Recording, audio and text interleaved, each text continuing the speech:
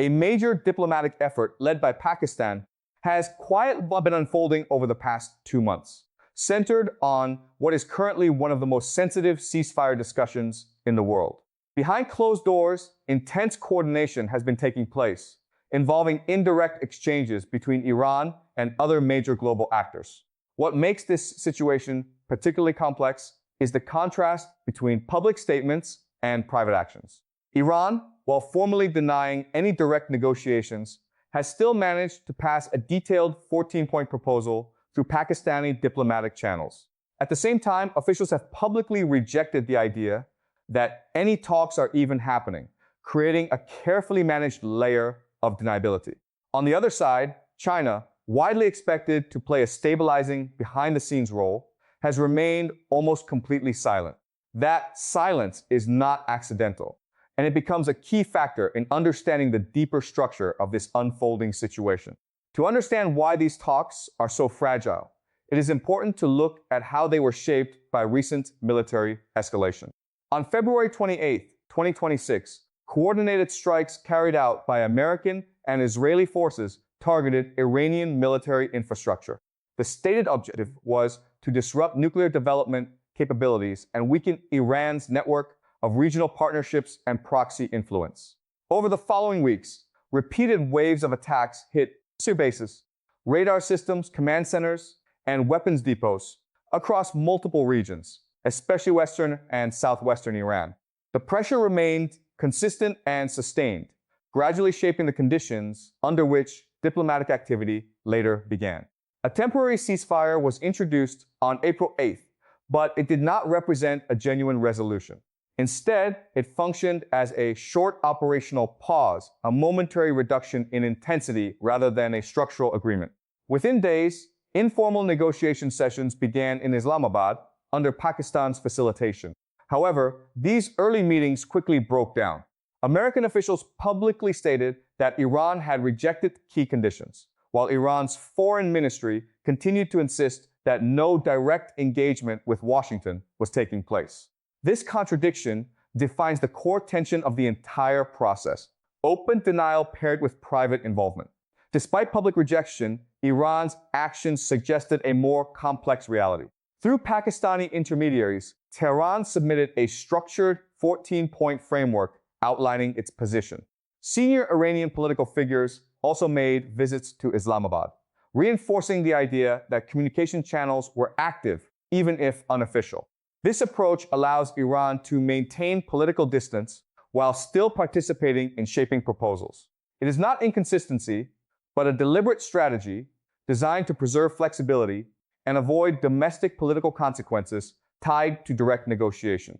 What emerges from this pattern is a dual-track system.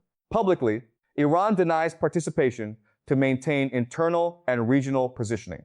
Privately, it engages through intermediaries to influence outcomes and respond to proposals. This structure makes the situation harder to resolve because it removes clarity about who is truly committed to what. It also raises a deeper question about external influence, particularly from larger powers that operate more indirectly.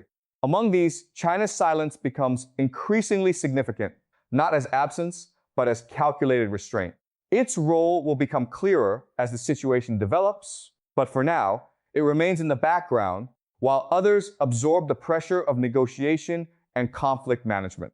This combination of military pressure, indirect diplomacy, and strategic silence forms the foundation of the current crisis. What appears on the surface as stalled negotiations is, in reality, a layered contest of timing, leverage, and controlled communication, where each actor is carefully managing exposure while preparing for outcomes that remain uncertain. The details inside Iran's 14-point proposal reveal far more about its strategic priorities than any public speech or press statement. At the center of the document was a demand for a complete and lasting halt to military operations within 30 days. Iran was not asking for another temporary pause that could easily collapse under pressure. It wanted a binding arrangement that would permanently remove the legal and political justification for future strikes. From Tehran's perspective, any agreement without that guarantee would simply delay the next round of attacks rather than prevent it. Another major demand focused on the withdrawal of American military assets from areas Iran considers part of its wider security environment. This goes beyond Iran's immediate borders. Tehran views surrounding operational zones, especially those connected to the Persian Gulf and nearby strategic corridors, as spaces where American military presence directly threatens its long-term stability. By pushing for a reduction of that presence, Iran was attempting to reshape the balance of pressure that has defined the region for decades. The proposal also called for an immediate end to the naval blockade that had tightened around Iranian ports since mid-April. That blockade has severely limited oil exports and commercial shipping activity, placing enormous strain on Iran's economy. Oil revenue remains one of the country's most important financial lifelines, and without access to those markets, economic pressure becomes increasingly difficult to absorb. Tehran understands that the blockade is not simply a military tactic. It is economic leverage designed to weaken Iran's negotiating position over time. In addition to lifting the blockade, Iran demanded the release of billions of dollars in frozen assets held under international sanctions. These funds are critical for stabilizing domestic economic conditions and rebuilding infrastructure damaged during the recent strikes. Iran also requested financial compensation for destruction caused by the bombing campaign, further reinforcing the argument that it sees itself not as the aggressor, but as the side responding to external pressure. One of the most strategically important points involved the Strait of Hormuz. Iran sought formal recognition of its authority and control over the waterway, a move that would significantly increase its influence over global energy transportation. The strait remains one of the world's most critical shipping routes for oil exports, and any disruption there immediately affects international markets. By securing recognition of its role in the strait, Iran would gain both economic and geopolitical leverage far beyond the region itself. But the most uncompromising part of Iran's framework centered on its nuclear program. Tehran made it clear that nuclear issues were completely non-negotiable. There would be no discussions about enrichment limits, no suspension of activity, and no dismantling of infrastructure. For Iranian leadership, the nuclear program has become tied directly to sovereignty, deterrence, and national identity. Any concession in that area is viewed internally as a sign of weakness that could invite even greater external pressure later. The American position, however, moved in the exact opposite direction. Washington's demands focused almost entirely on reversing Iran's nuclear progress. American officials proposed a 20-year ban on uranium enrichment activities and requested the transfer of approximately 400 kilograms of enriched uranium currently held at 60% purity. That material is considered dangerously close to weapons-grade capability, making it a central concern for Western governments. The United States also demanded the dismantling of major nuclear facilities, including Natanz, Isfahan, and Fordow.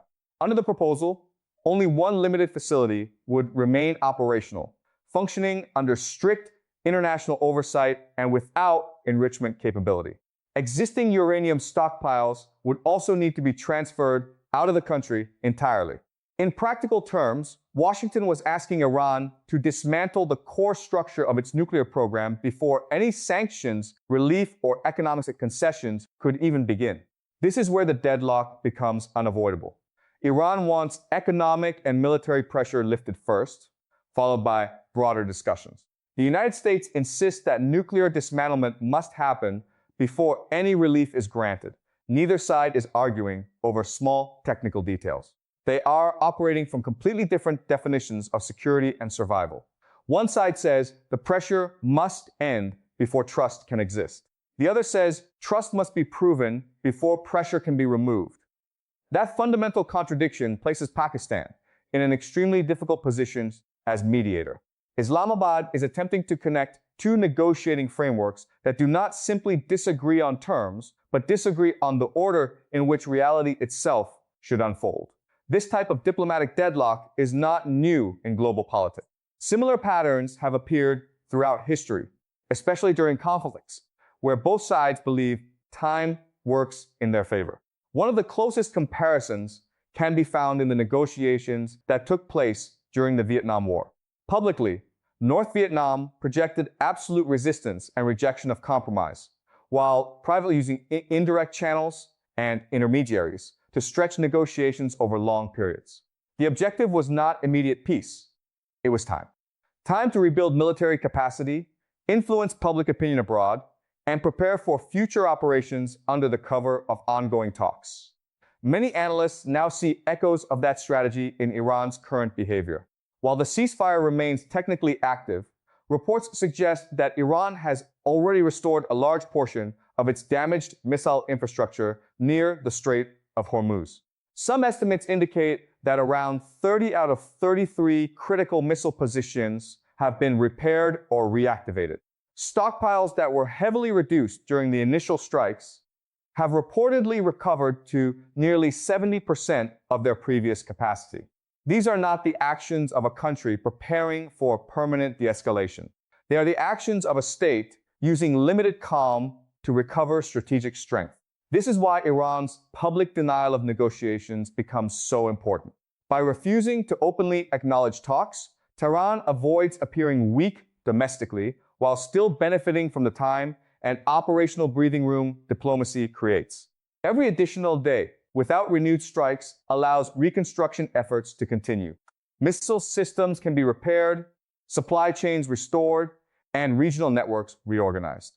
In that sense, negotiations themselves become part of the broader strategic battlefield rather than a separate path toward peace.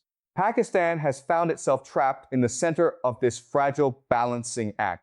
Over recent weeks, senior Pakistani officials, including high-level security figures and military leadership, have made repeated visits to Tehran in rapid succession. These trips reflect urgency, not confidence. Islamabad understands that its relevance in the crisis depends entirely on maintaining trust with both sides. If the mediation process collapses or shifts elsewhere, Pakistan risks losing its role as the central and communication bridge between Iran and the United States. That possibility carries serious consequences. Pakistan shares a sensitive border region with Iran and sits close to several major fault lines in the wider Middle East. A renewed escalation could destabilize regional trade routes, increase refugee pressure, and create security challenges that spill beyond Iran itself. Pakistani officials know that if diplomacy fails entirely, events could move quickly toward direct confrontation with very limited ability for outside actors to contain the fallout. While all this movement continues in Islamabad and Tehran, China has chosen a completely different approach. Beijing has remained publicly quiet, offering only vague statements about regional stability and open trade routes. Yet, that silence has become one of the most revealing elements of the entire crisis. During recent meetings in Beijing, American officials and major business representatives reportedly pushed China to use its influence over Iran to help reduce tensions and reopen secure navigation through the Strait of Hormuz. Publicly, Chinese responses remained carefully neutral, avoiding direct commitments or pressure. In practice, however, China's actions have leaned in Iran's favor. Chinese companies have continued purchasing Iranian oil despite American sanctions, often using alternative payment systems and indirect trade mechanisms. Beijing has also repeatedly framed the origins of the conflict as primarily connected to American military actions, rather than assigning equal responsibility across all parties. At the diplomatic level, Iranian and Chinese officials coordinated closely before important meetings involving Western delegations, suggesting that messaging and positioning were aligned in advance. China's silence is not evidence of weakness or lack of influence. It is a calculated strategic position. Publicly pressuring Iran would damage Beijing's image as a reliable alternative partner to countries seeking independence from Western influence. It could also weaken broader alliances and economic networks that China has spent years building across Asia, the Middle East, and Africa. At the same time, openly guaranteeing support for Iran would risk direct confrontation with the United States and complicate China's other strategic priorities, including tensions surrounding Taiwan and regional security in the Pacific. By staying quiet, China gains flexibility. Iranian oil continues flowing into Chinese markets through indirect channels, regional partnerships remain intact, and Beijing avoids becoming directly tied to the consequences of escalation. Silence allows China to preserve influence, while others expose themselves through public commitments and military positioning. In many ways, it is the most advantageous position on the board. As diplomatic pressure continues to build, the risks surrounding the ceasefire are growing more serious by the day. Iranian missile infrastructure is being restored at a rapid pace, and reports suggest that targeting plans for future American or Israeli operations have already been updated. What makes this next phase more dangerous is the shift in focus. Earlier strikes were aimed mainly at military facilities, radar systems, and weapons depots. Future operations may expand far beyond those limits, potentially targeting economic infrastructure such as ports, refineries, and power facilities. That would move the conflict into a far more damaging and unpredictable stage. At the same time, activity across the region indicates that the so-called gray zone conflict never truly stopped. Drone incidents near strategic facilities in neighboring countries continue to raise alarms. Attacks linked to proxy groups have increased around sensitive locations, signaling that indirect confrontation is already active even while formal diplomacy remains technically alive. These incidents are carefully calibrated. They allow pressure to be applied without immediately triggering full accountability or open warfare. American leadership has also started signaling that patience is running out. Public comments emphasizing shrinking diplomatic timelines and narrowing options are designed to communicate urgency not only to Iran, but also to allies and regional partners. Behind those statements, national security discussions have reportedly intensified at the highest levels.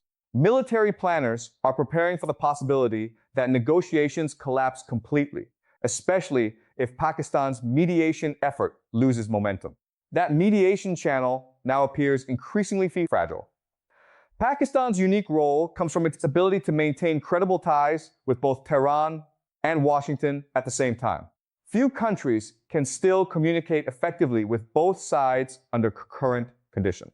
But if Islamabad can no longer keep the process alive, alternative venues such as Oman or Qatar may become the next stage for indirect diplomacy.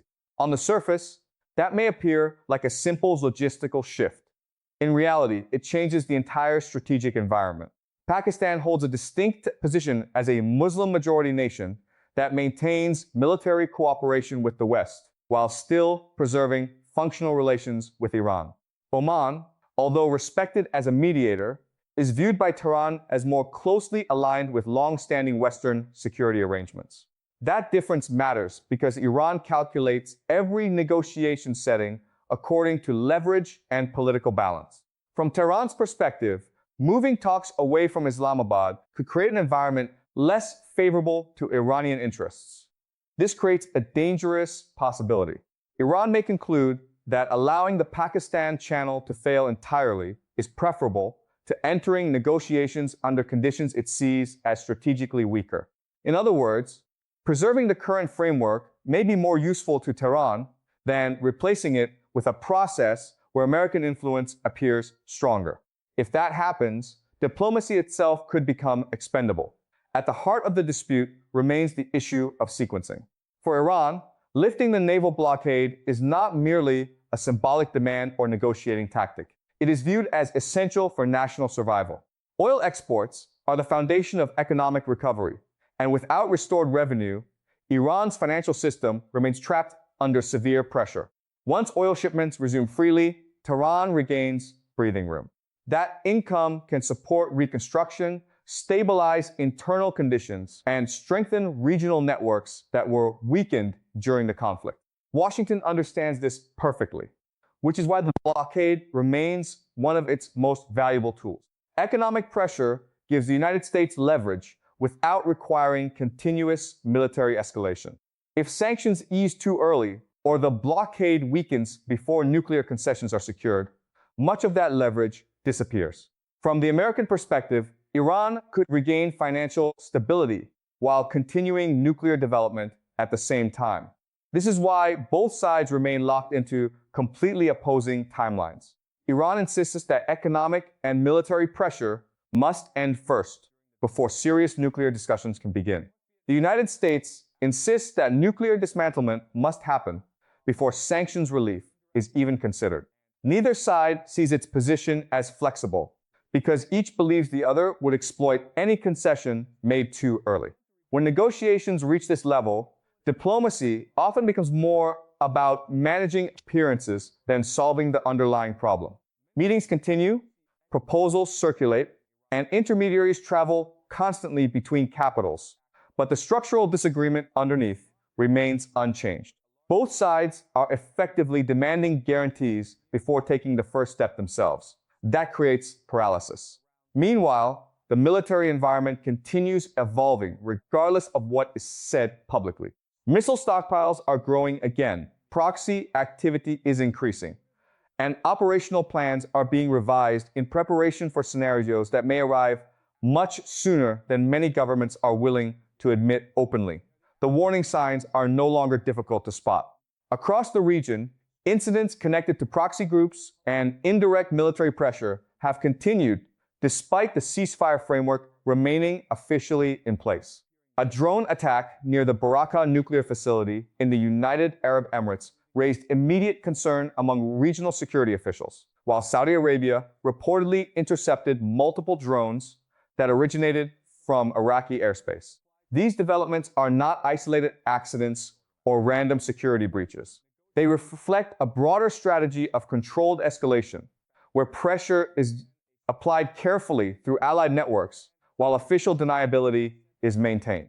This is why many analysts argue that the ceasefire was never designed to create lasting peace.